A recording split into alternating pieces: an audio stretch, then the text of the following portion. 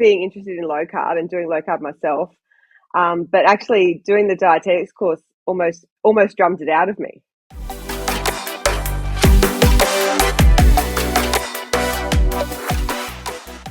Hi guys, and welcome to another episode of the Meet Medic podcast. We're actually recording this time. Now today I've got my special guest. I'm joined by Melanie Walters, accredited dietitian, who is passionate about food and cooking. Welcome, Mel.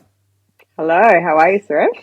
I'm very, very good. Thank you for joining us this evening. Now, Mel, you are a dietitian and you love to combine your love of food with your desire to help other people. You enjoy helping people optimize their health and well-being by improving their lifestyle, and you practice evidence-based nutrition strategies to help them meet their goals through practical dietary recommendations and sustainable health and lifestyle changes.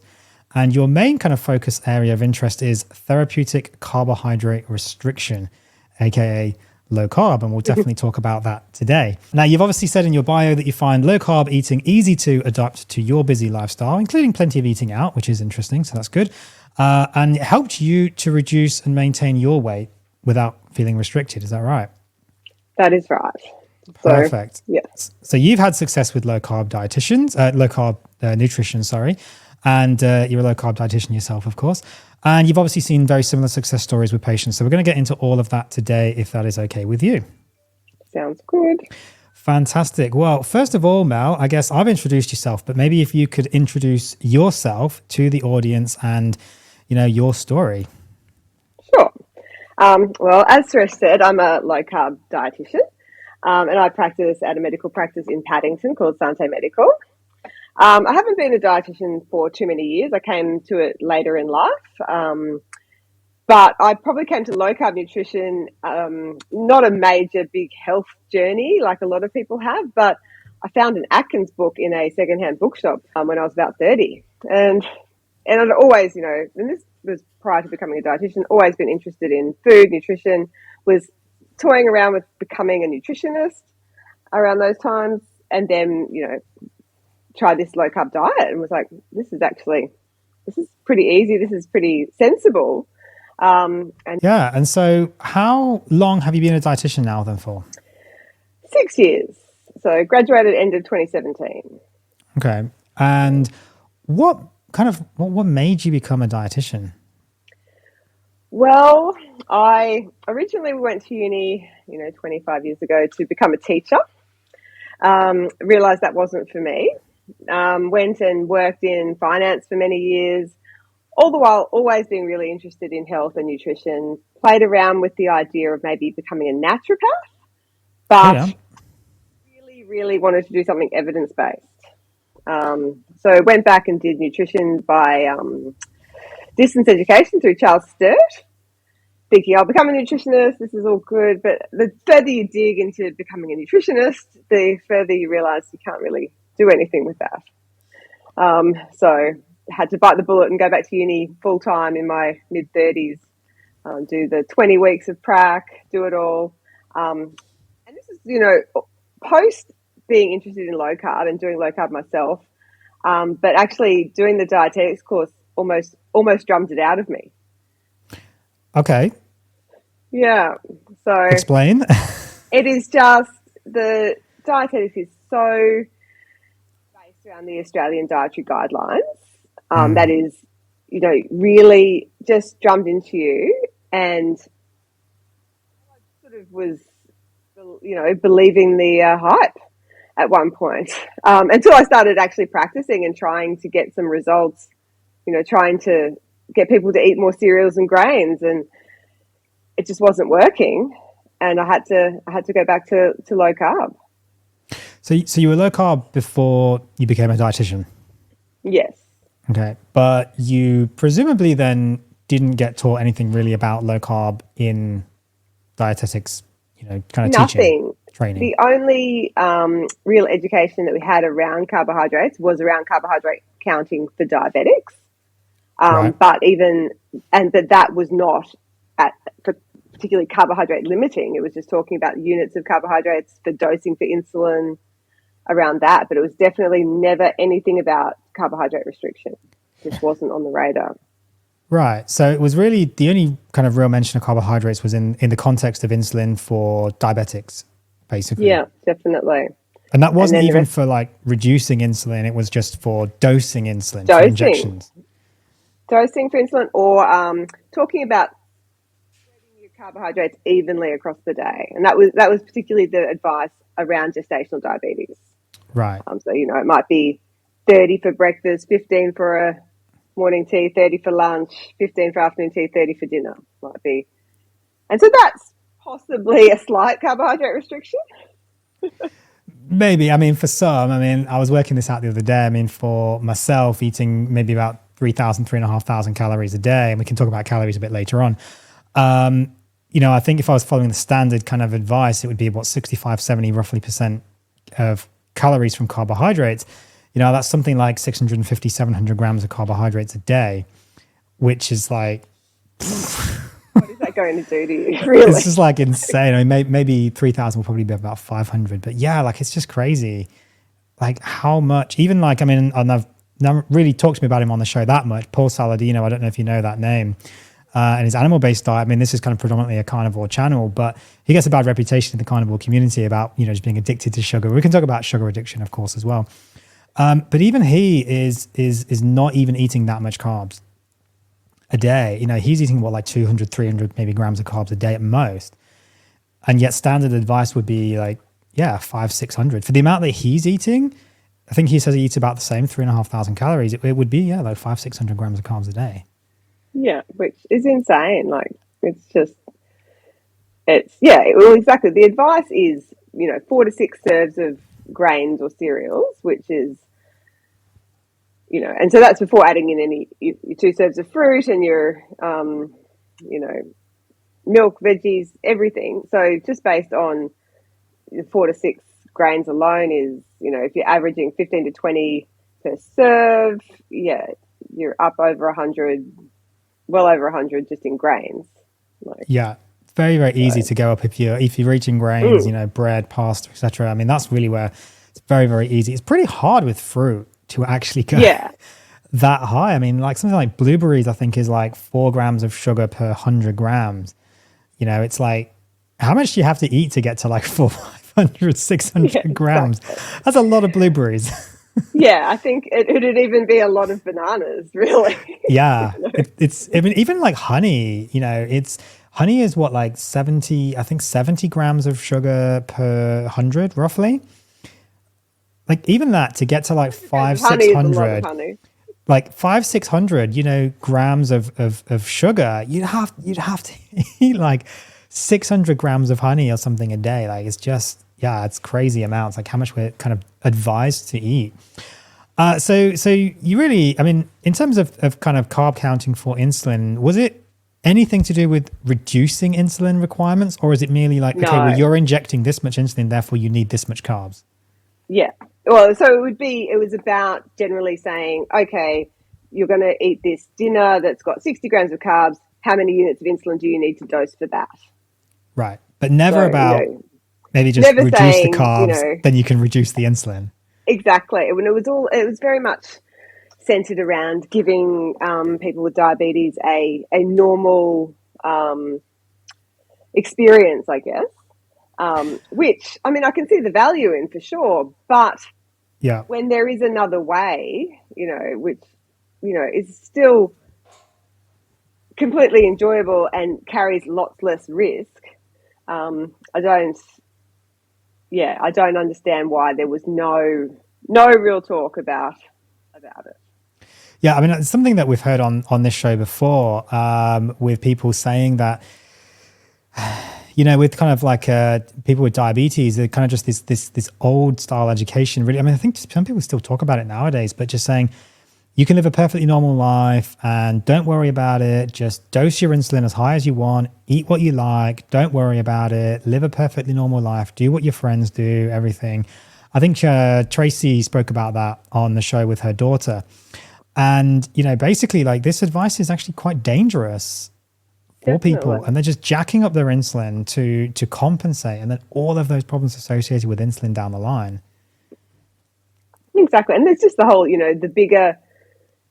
the the bigger jumps, the more danger, really. Like if you're talking about bigger dosages, you're going to have bigger hypos at the other side. You mentioned, I want to come back to something you said, so you said you were kind of taken in by the hype.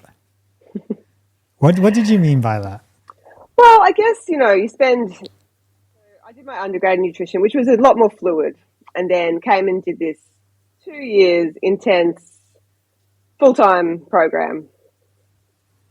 And you're on campus and you're with a bunch of young, enthusiastic students as well. But then every day you just push the dietary guidelines, and it sounds reasonable, I guess, and that you're doing practice consults, and you're analysing people's diets against the Australian dietary guidelines, and it's just what's pushed at you.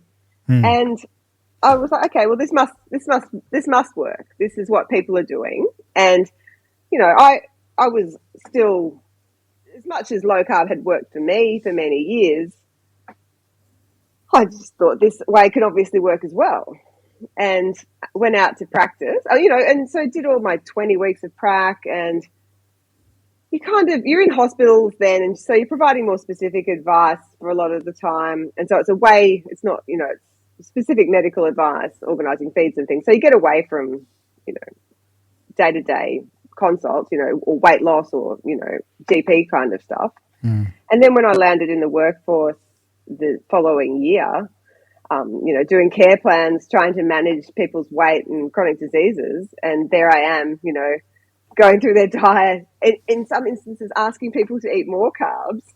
It just wasn't sitting well with me at all. Felt wrong. Yeah, it felt wrong. Wasn't seeing results. Then ended up getting a different dietetics job with a low carb friendly dietitian.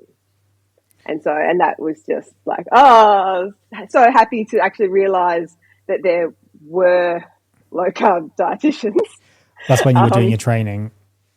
Yeah, so this is after I'd graduated, and I met this other dietitian, Liz, who I ended up working for, and that's when I started actually practicing low carb nutrition, and just can actually see the power of it. Did that concern you going back to low carb? I mean, we spoke about this a little bit off air. You said you're happy to kind of talk about it, but traditionally, if we go back not quite 10 years, kind of Dietitians Australia, Dietetics Association Australia, they were not super happy about low carb. We've spoke about Gary Fettke on this channel before. People will probably know his case. Dietitians Australia, Dietetics, Australian Association, whatever it was called, I think back then, they maybe changed their name now.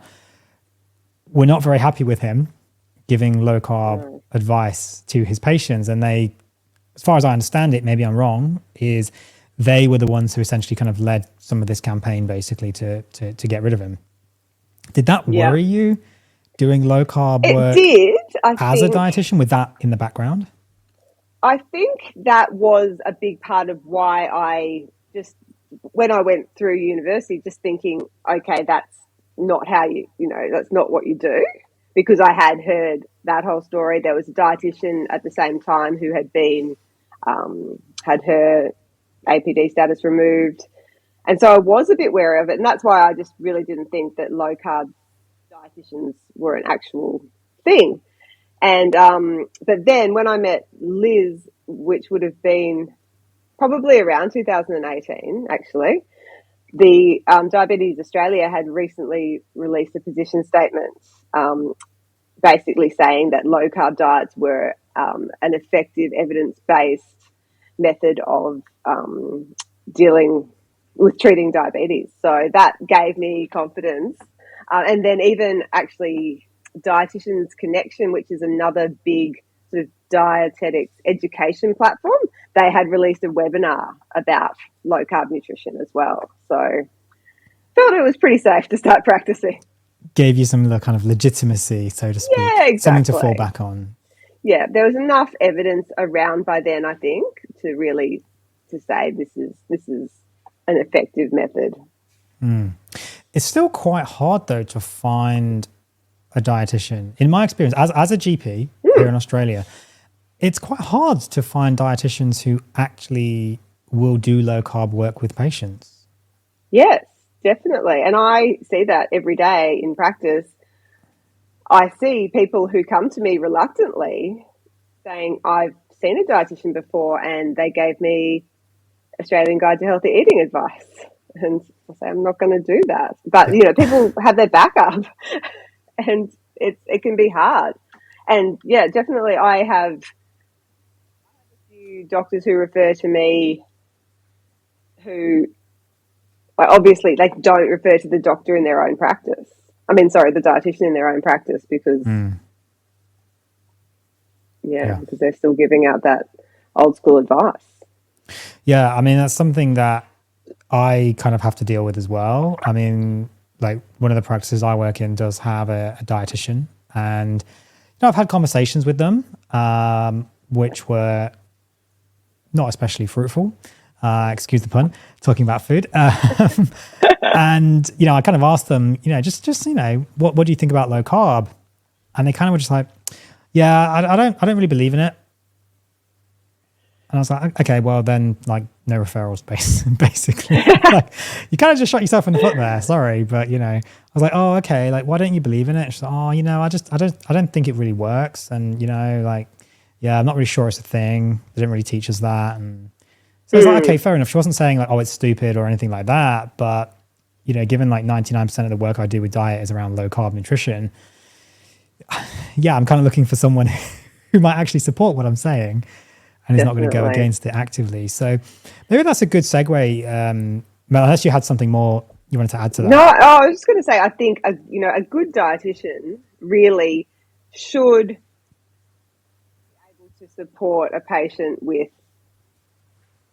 if a patient comes with a diet, or even like if a doctor comes saying, I'd like you to help this patient with this particular diet, really probably a dietitian should, within their own boundaries, I guess, be supportive. Like I will see, I'm not a carnivore, but I see plenty of carnivore patients because that is the the nature of low carb, sort of the continuum sometimes, and I'm very happy to support those patients. Yeah, yeah, technically carnivore is a low carb diet, so it's within the guidelines, it's fine. It's within the guidelines. Yeah, I mean, that's a very good point. I mean, it's kind of like me, someone who really specializes in diet, nutrition, work to help patients, and then coming to me with type 2 diabetes or something, we're talking about diabetes today, and then saying, yeah, look, I know what you're saying, but I think I just need the medications. Like, I can't really deal with this right now, whatever. And then me saying, no, you know what? I'm not going to help you. Go away. No, like, I'm a doctor. I'm gonna meet them where they're at. I'm gonna prescribe those medications. I might chip away at the diet and so on, but I'm not just going to turn them away and say, you know what, I'm not interested in dealing with what you want to deal with. So I think that's maybe a good segue though into what do dietitians do with people? Because, and I'm going to frame that a little bit differently. A lot of people that I see, this is as with my GP hat on, my core GP. I see people who are struggling with their lifestyle illnesses and they really could benefit from dietary advice. And I think they'd benefit from seeing a dietitian because I know what dietitians can do for them. But in their mind, all they're going to do is tell them, what not to eat. What do dietitians do? Why should people see dietitians to help them with their health? There's a few reasons, but one of those reasons is to help them work out what to eat, I think, rather than what not to eat. And I think where dietitians can really be helpful is, providing, sometimes it can be as simple as providing some accountability, because, anyone can get up tomorrow and say, oh, I'm going to do that low carb diet I keep reading about. But by 4:00, when the chocolate is calling from the tea room, it can be, but why? It doesn't matter. No one knows. So that's a key part of seeing. And obviously that could be any health professional. That could be you. But the thing that, like, I take the time to go through a person's diet history, look at where, what tweaks we can make to their particular diet, rather than here's a low carb meal plan. go and knock yourself out. Like I say, oh, okay, so you're currently having, cereal for breakfast. What could you have eggs, or is that too hard? Could we add in some yogurt here? Kind of, really that personalized nutrition, I think, is where a dietitian comes into their own. Just that really going through a person's diet, looking at the gaps, the improvements you can make. So that's So it's not just, I know it's not this, but just, devil's advocate. This is patients often say to me, like, am I just going to get a slap on the wrist and told I'm a naughty boy because, I didn't eat what they wanted me to eat? That's not what you're going to do as a dietitian. No, and it's much more of a coaching style of relationship too, I think. So it's coming back for a review appointment and saying, oh, what went well, what didn't go well, what do we need to work on, what's, oh, great, you're getting your main meals right, but you're still getting snacky over here, kind of. So really trying to work with that person to make the diet work for them, because there's like anything, there's so many ways to do low carb, and it's everything from carnivore through to, 100 grams a day sort of thing, and you can really see some major improvements at any end of that spectrum. Yeah, no, I think you absolutely can there. Yeah. So what kind of goals do you have for patients? Is it more led by the patient coming in saying, I want to do this diet, can you help me with this? Or is it more like, I want to lose weight, I just want to be healthy, I don't know why I'm here? Like, what's the normal avenue for that? Well, at Sante, where I work, we do a lot of medical weight loss. So I work with the practice owner there, Dr. Jackie Montefiore, and we do a lot of tandem weight loss appointments is often our start. So in that instance, obviously a person has come for weight loss. And so then we, set some goals around that and work towards those. But as part of that, often about a lot more than weight loss. It's about, improving metabolic health. So that person might also come in with fatty liver. They might be pre-diabetic. So it's, I'm not particularly there to help people, get bikini body ready or lose the last 5 kilos. I'm there to help people improve their life, their quality of life, age better, all of those kind of things. And what do you kind of base as a dietitian, as a low carb dietitian, maybe especially, what do you kind of base your kind of targets on? Are you looking for, just to improve people's health, like diet generally? Is it more looking at micronutrients, macronutrients, meal frequencies, timing? Is it just kind of like all of it? It's probably about all of that, really. Okay. But, probably the start is focused on lowering that carbohydrate intake, and that can, and for some people that could be as some very small changes, depending on, scales of, readiness to change. Like I had a patient not that long ago who we just negotiated that she wouldn't have a sandwich every day for lunch. Like right. That was, so that was change, step one in the, exactly. So some people are ready to go and they're ready to cut it down to 30 grams of carbs tomorrow. But other people want to know, okay, what small changes can I make to get there? So it's very personalized.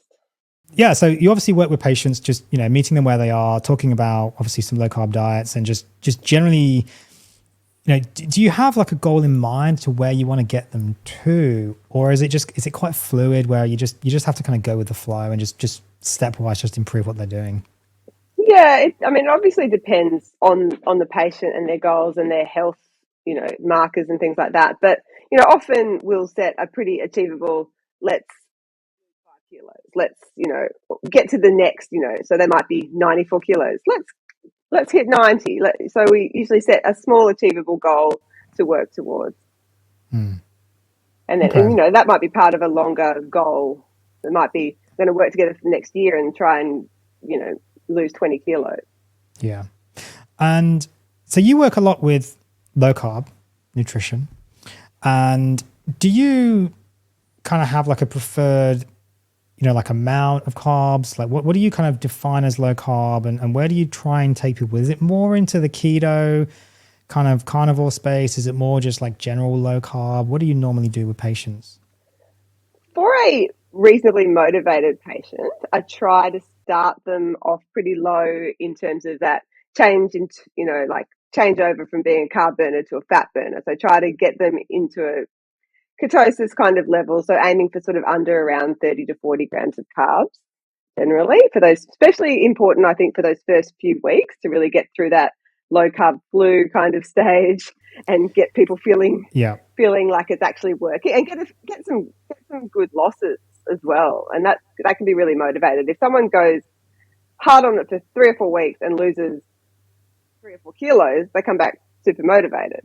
So yeah, no, I had a patient today. Get things off to a good start. Yeah, I had a patient today who, they've lost like 5 kilos in 4 weeks. And, from a month ago, they came in saying like, I can't ever lose weight and, I feel terrible and so on. And they haven't even really done anything that special. They've just kind of started watching what they're eating a bit. But it's giving them that motivation like, oh, wow, I can actually do this. Yeah. Which is really nice. It really is. And it's incredibly satisfying to hear people say, oh, I'm at my lowest weight that I've been at for 5 years, or, and sometimes I think people find it really a bit of a revelation, like that, you don't have to eat every couple of hours. You don't have to not have fat. Yeah. Like it's kind of revelation for people, like you said, that it doesn't have to be that hard as well, which is really nice. And often for these people, it's the first time in years that maybe ever that they've really managed to lose any weight, which is really nice for them, because it's usually what people want to do. I guess that's a decent segue then into like calories and weight loss. What's your view on calories? I mean, I recently put up a video on my channel talking about calories actually do matter, but maybe not in the way people think. What's your take on calories as a dietitian? Well, my ongoing sort of statement to my patients is we don't count calories, but calories still count. So it's a bit of a cheesy That's the title for the podcast. There you go. Perfect. But because I think I don't tend to get people to count calories, but like if a patient of mine is really hitting a big plateau, we'll do some tracking in Easy Diet Diary, and usually I'm doing that tracking more to track their carbs, but it does provide insight then into calories. And I think you can definitely still be overeating. And so, but yeah, I don't ever set anyone a particular calorie target. But yeah, I think you can still be overeating is my. I think you can. I mean, I was certainly guilty of that on Carnivore, and I spoke a bit about that on that episode. That I think I kind of fell into this like calories don't matter on Carnivore kind of mentality, and that's very freeing to not have to not be thinking about calories in any shape or form. But at the same time, when I'm trying to lose weight, trying to lose fat, like it's kind of, you do actually kind of have to think about that at some point actually. So, but maybe not counting like, okay, I'm literally counting out 1 calorie, 2 calories, every single tiny little thing. Just like a general idea, I think is probably useful. Well, I think like sometimes I talk to people about like if they're having a bit of a plateau, like having a look at, say, your evening meal, like are you using lots of creamy things and cheesy things? Like it's still just adding more calories. Can you go back to a more simple meat and veg, meat and salad kind of, and people do that and they go, and then, the weight loss restarts because they've just been being a bit too decadent and it's, so it is, still matters. Sometimes it's that, exactly. that very so don't have to adjustment. Yeah. How often, we're talking about overeating, but how often do you find people undereat?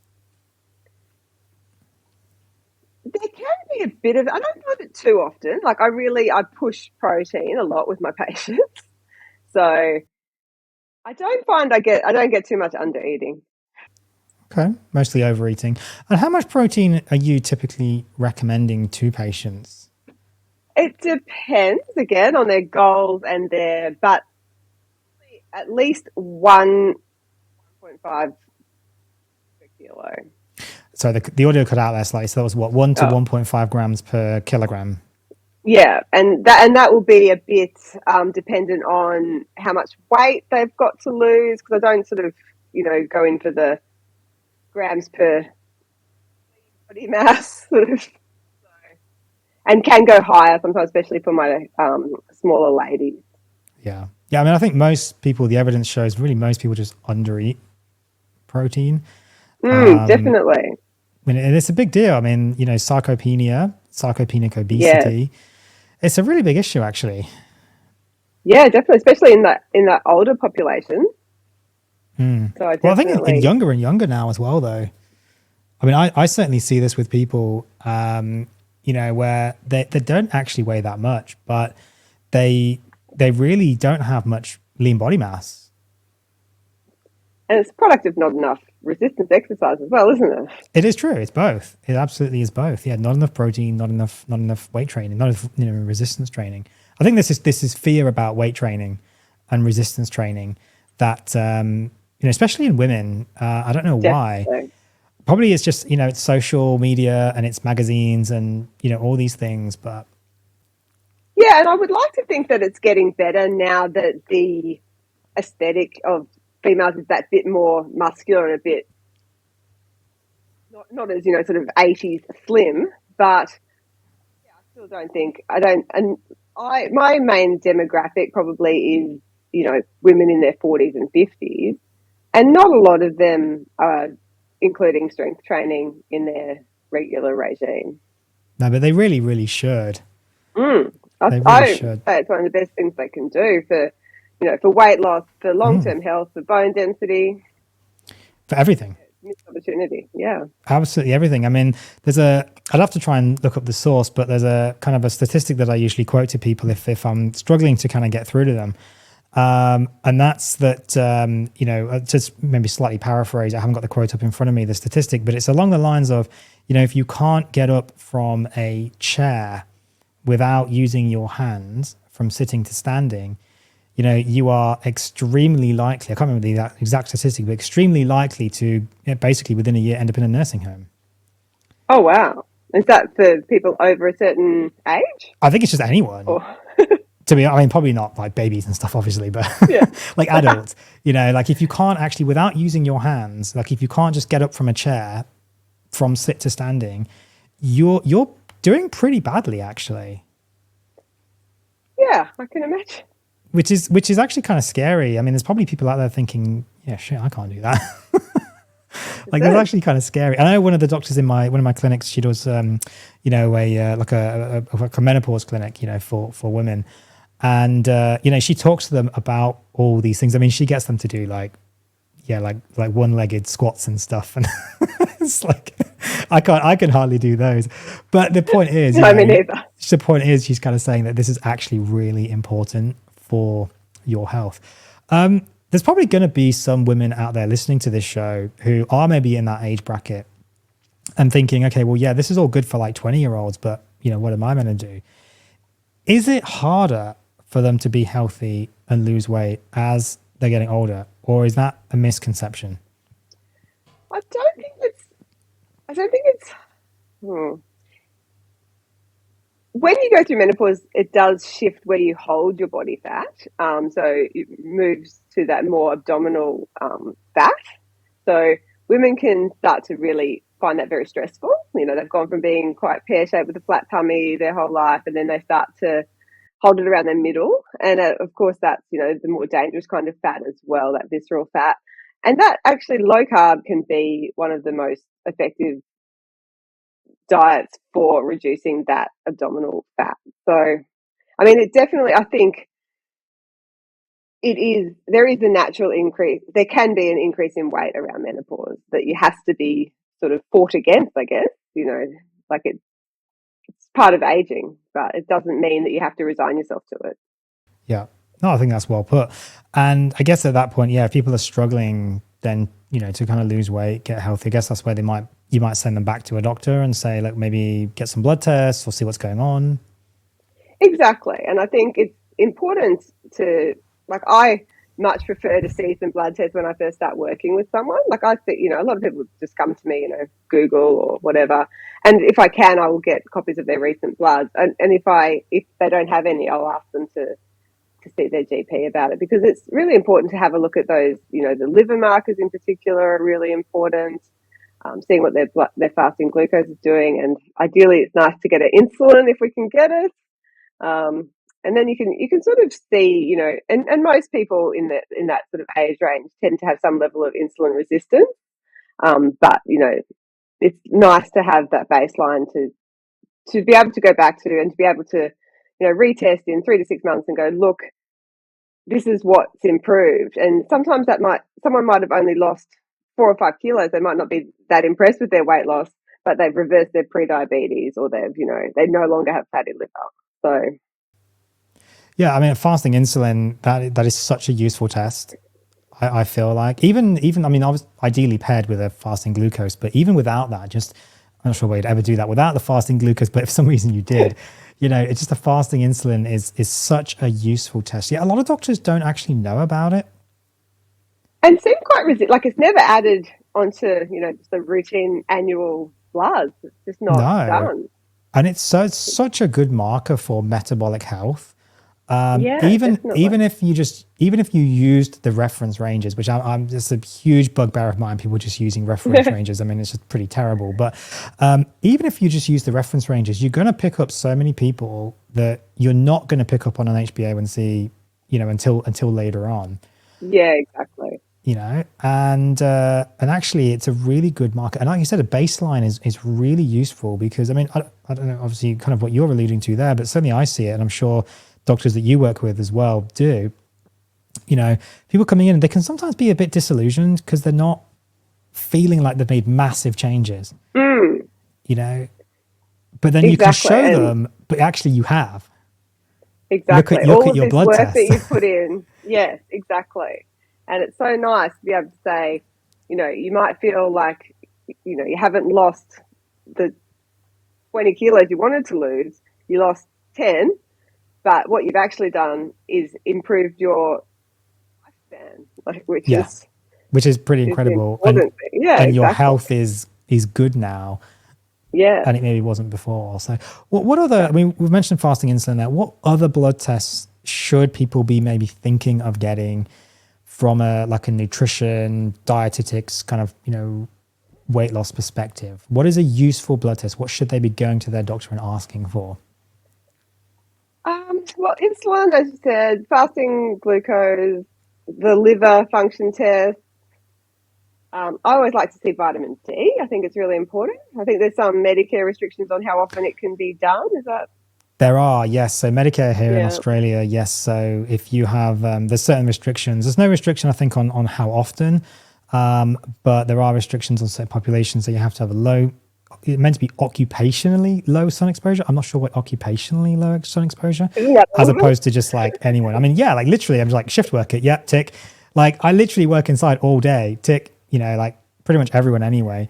Darker skin tone, or previous vitamin D deficiency. Like rickets in a child, for example. I mean, there's a few other things there, but yeah, pretty much everyone actually in Queensland ticks that box, because pretty much sun up to sundown, like we're at work.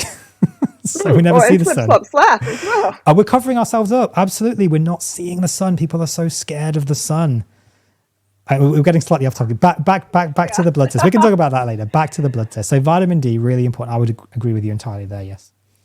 For my females, I really like to see iron, but also an interesting one for the men as well. Like I've been seeing a lot of elevated ferritins lately. But yeah, so iron. Some link with metabolic dysfunction. There is very much, yes. Yeah. So metabolic dysfunction often leads to a high ferritin. High ferritin can potentially then lead back into a high metabolic dysfunction. Yeah, so that's handy. Those are probably my main go-tos, really. Yeah. What about things like vitamins? I mean, you mentioned vitamin D, yes, but I mean, people come to see me and they want like vitamin A, vitamin B1, vitamin B2, vitamin B6. I mean, they want literally like every single vitamin under the sun. What Yeah, are I don't those? tend to request those unless someone's got a history of bariatric surgery. Would be the only time I would tend to um, ask for those kind of tests, really, because I think a lot of them are not a good marker for adequate intake as well. So Yeah. yeah. Yeah, no, I'm incorrect. I've spoken about that on this channel before. You know, I think with a lot of blood tests, people get confused about what they're there for. And they come in and they say, oh, yeah, I just want some bloods. You're like, okay, well, like, what answer your question are we trying to answer here? They just, oh, no, I just want some I bloods. forgot about cholesterol there. Oh, yes, well, Sorry. probably people who want cholesterol. We can talk about that. But yeah, I think a lot of people, they don't understand what the blood tests are really for. And they think, well, if the levels are fine, then they're fine. Which actually, GPs will just say that too, though. Oh, everything's in range. See you in 2 years. they do. And this is a huge bugbear of mine with reference ranges. Oh my God, it drives me absolutely crazy. Just looking at, oh, yeah, it's in the reference range, off you go. I mean, I've seen no end of patients with like pre-diabetes not picked up because, oh, it wasn't flagged. It just wasn't red. Or things said like, oh, sugar's looking a bit high. We should keep an eye on it. Off you go. Like, oh, how long have you been doing that for? Oh, a couple of years now. Yeah, like 10 years. They're like, yeah, okay, like maybe we should do something about that. No. Doctor said it was fine. You know, it's fine. Okay, fine. It definitely does happen. Maybe that's a good kind of segue into nutritional deficiencies. I wanted to talk a little bit about that today. How often are you kind of seeing people with nutritional deficiencies nowadays? Not particularly often. I mean, I see a lot of women with low iron is pretty routine. A lot, and quite a few people with low vitamin D. And what I've been seeing quite a bit of in recent, or probably this year, is women in their late 40s, early 50s with osteopenia, which I find to be a huge concern. But yeah, as I said, I don't test a lot for other nutrients. So, but yeah, those are. Yeah, I mean, I've spoken a little bit about anti-nutrients on this channel before. You know, I recently put up an episode about oxalates and are they destroying your health? You know, brackets probably are. What's your take on anti-nutrients? You know, am I way off the mark here? Is this a thing? Is it not a thing? Is it something that we should be worried about? I'm a pretty staunch omnivore and an advocate for vegetables. That's fine. So I'm not on the anti-nutrient front. I think if you've got a diverse enough diet that's not just loading yourself up on one thing over and over again, I think these anti-nutrients become less of a problem. So unless you're sort of every day you're having spinach, or every day you're having, certain nightshade vegetables, or, you can just, if you have that food diversity and a good enough rotation, and, you're having a good mix of cooked vegetables and salad vegetables, not overdoing it on legumes, I think I don't spend a lot of time worrying about them. Of course, that's fair enough. Yeah. You go. Yeah, no, I think that's fair enough. And I think you're probably right there that, yeah, if people actually did just kind of rotate, they probably wouldn't have those issues actually, or maybe a lot later on down the line. But yeah, often the people that I see, it's like, yeah, I have spinach like 5 times a day. Yeah. Yeah, it's probably not good for you. Like, do you eat anything 5 times a day just like that as a main meal is probably not great. Yeah, exactly. I think people tend to do this thing where they just get onto a food and they just overdo it. When, if you look at, trying to build a balanced diet, you really want to be including, different plants, different proteins, on a fairly good rotation. Yeah, I mean, I guess one group of people that could probably be accused of eating too much of one thing would be carnivores. I was going to talk about that. And, even when I see, the carnivore population, I'm always saying, like, could you mix up the protein? Are you eating eggs? Like, tell me how you're having some dairy. I think it's a very good point, though. And I do say this to say the same thing to patients. And apart from my like crazy 30 days of ribeye, all I ate is ribeye. And I did, to be fair, have issues on that. And I did that as an experiment, because I took that to the nth degree and said, well, I really like ribeyes. I feel really good when I eat ribeyes, therefore they're amazing. And I'm just going to eat ribeyes and knowing I'm going to get some issues. But the whole point was to kind of, prove a point that you can't just eat one thing, no matter how good you think it is. You can't just eat one thing. So kind of carnivore patients that come to you, and presumably, they're not super happy to eat a plant. And so maybe you're not going to talk to them about that. But do you just tell them, look, okay, just do what you're doing, but vary it. Make sure you're including a spread of that. And then do you go into micronutrients at all with them? I tend to try and get them to take a multivitamin. Okay. Which is, I don't know if that's the most evidence-based thing in the world, but I also talk to them about electrolytes. And often when you really nail down into someone who's doing carnivore, there's something else that they're eating, or there's, every, once a month I have pizza with my nephew, or, and so you kind of figure out that, you're probably not going to die of scurvy because actually, every Sunday you eat a bowl of strawberries or, something. But I've had some carnivore patients doing some very weird things. Yeah, I think I probably would say the same. Yeah, I think I probably would actually say the same. Some people, they do get pretty fanatical actually about it.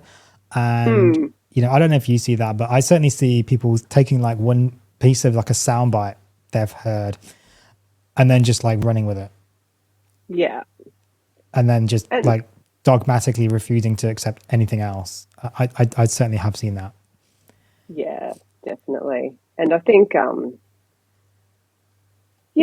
like I prefer to see people doing carnivore more as a, great elimination diet. Like it is really the most clean elimination diet you can get. And then like to see people reintroducing things. But obviously, as you said, there's plenty of people who this is their chosen way of life. And then I try to talk to them about including organ meat, things like that, for, that bigger micronutrient diversity again. Yeah, I'm a big fan of organs, actually. I used to tell people that I didn't think organs were really that essential. I don't think they're essential, but I do feel like they are extremely beneficial. I feel like on a carnivore diet, they really are. They're that sort of nature's multivitamin. They really are. I mean, if there is a superfood, it is probably liver. To be honest. Exactly. I mean, I talk to patients now about carnivore really in like an elimination diet as well, actually, for the most part.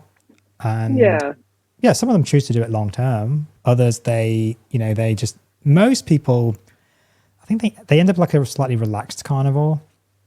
Yeah, which is fine. And I find a lot of men really like it. A lot of single men like find carnivore, and why not like it? It's like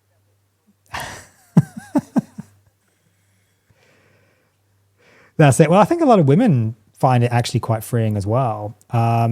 The feedback that I've got from female patients is actually pretty similar, that it's nice for them to not have to worry as much about calories and about macros and counting and all these things that, these magazines and all the social media and everything just like shoves onto women, chucks at them right, left and center, that you constantly have to be worrying about your figure and all these kinds of things. Yeah. And I'm like, no, I don't actually.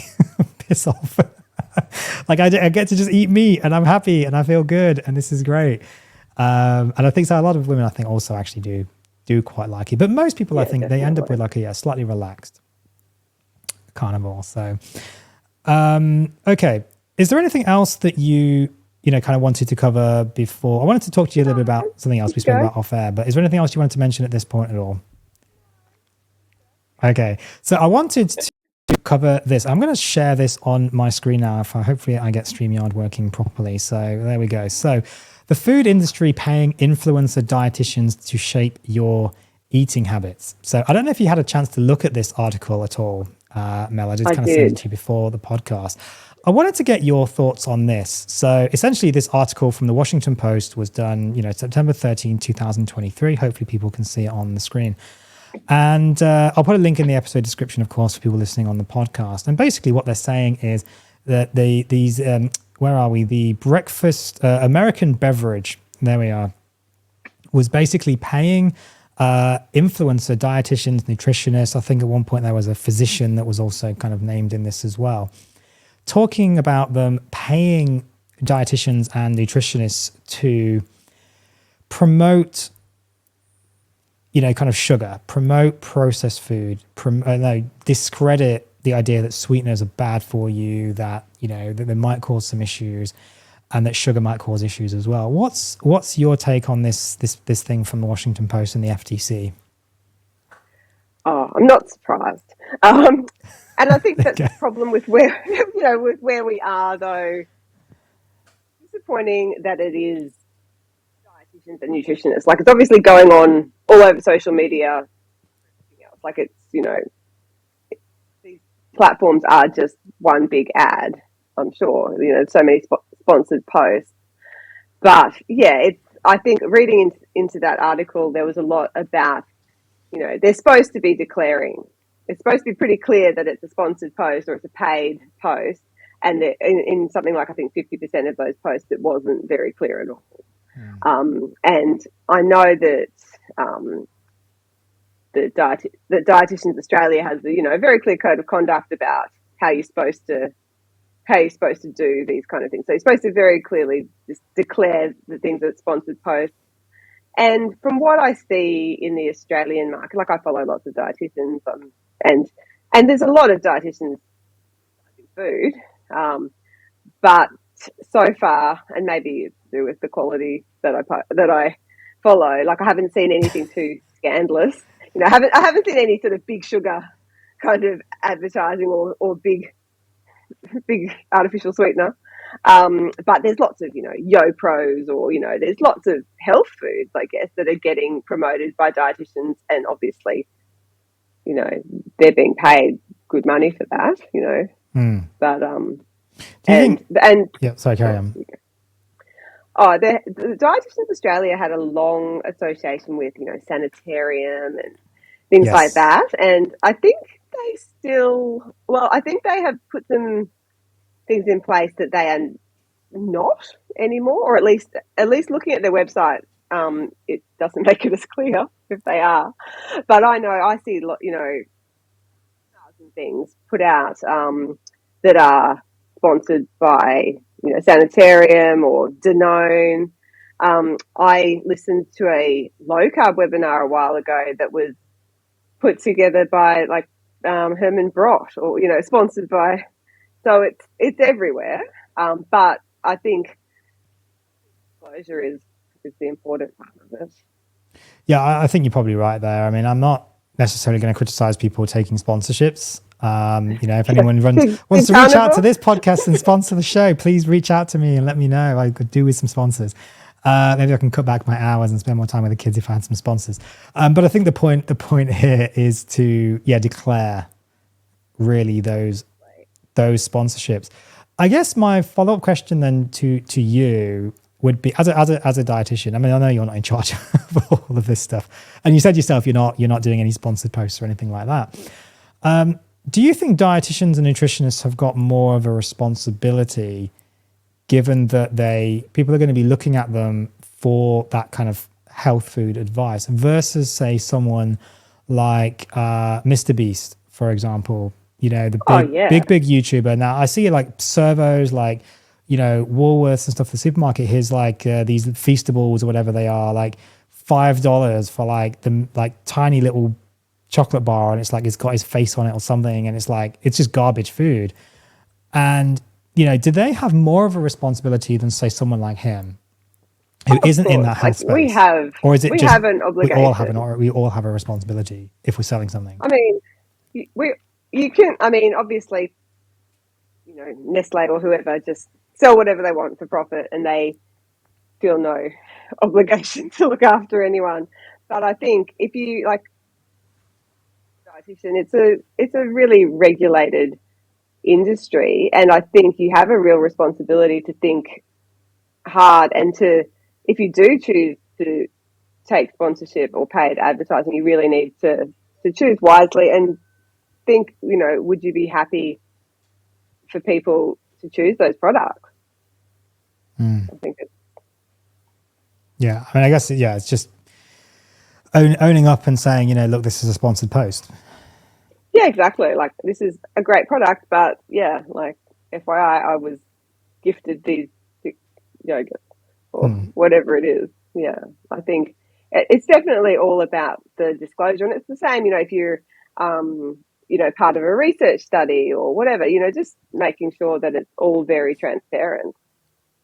Yeah, I mean, that's another issue, and I've done a couple of recent videos on studies like Sydney Light Heart Trial, Minnesota Coronary. I mean, they weren't specifically people not declaring interest, but people like Ansel Keys and so on, from the Sugar Research Foundation. Very few papers out there actually really declare any interests or disclosures, and it's a big problem because we're trusting these people, and we don't know if they're basically just getting paid to say what they're saying or if they're actually genuinely true. We don't know. Yeah, definitely.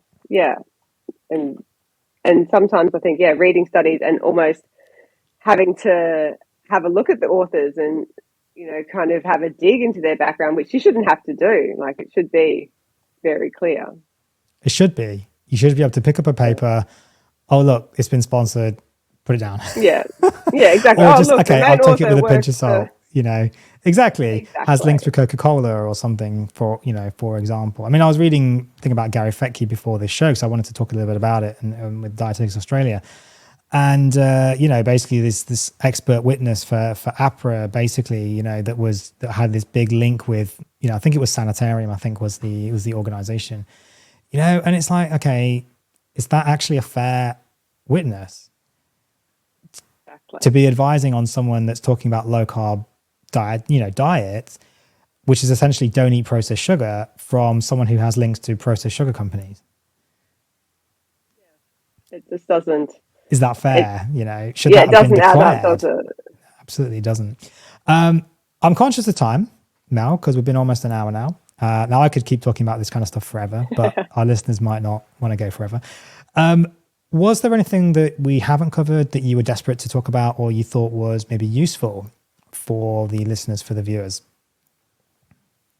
No, but probably just talking about, like, that people shouldn't be afraid to see a dietitian, and they shouldn't really. I think people overlook the importance because there is so much nutrition